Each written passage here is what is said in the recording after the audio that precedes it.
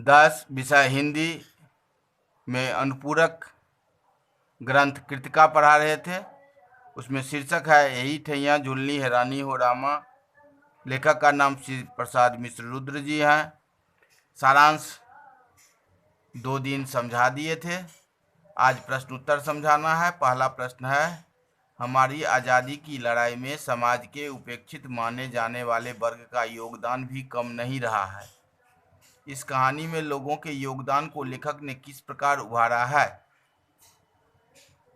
यद्यपि हमारी आज़ादी की लड़ाई में सभी वर्गों का योगदान रहा है, उनमें समाज में उपेक्षित समझे जाने वाले वर्ग का भी योगदान कम नहीं रहा।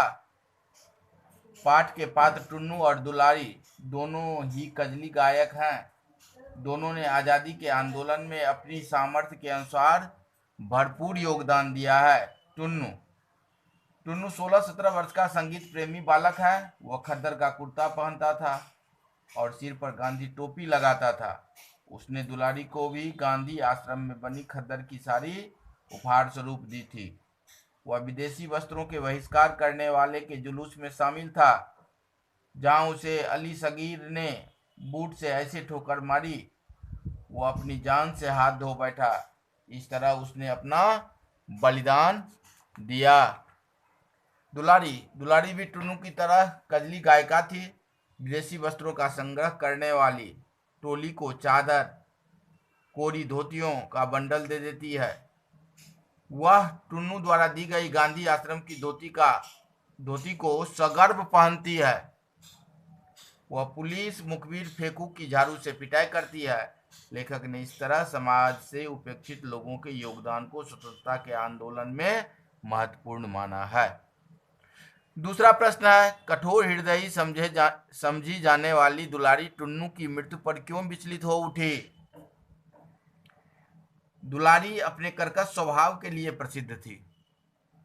बात बात पर तीर कमान की तरह ऐंठने वाली दुलारी के मन में टुन्नू के लिए कोमल भाव, करुणा और आत्मीयता उत्पन्न हो चुकी थी, जो अव्यक्त थी, और वह अनुभव कर रही थी कि टुन्नू के प्रति जो उसने उपेक्षा दिखाई थी वह कृत्रिम थी, और उसके मन के कोने में टुन्नू का आसन स्थापित हो गया था।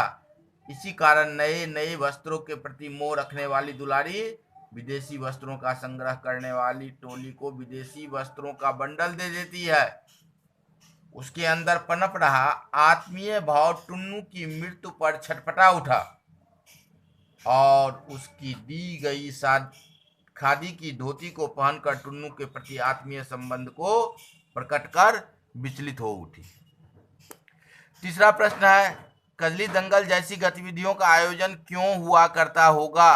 कुछ परंपरागत लोक आयोजनों का उल्लेख करें।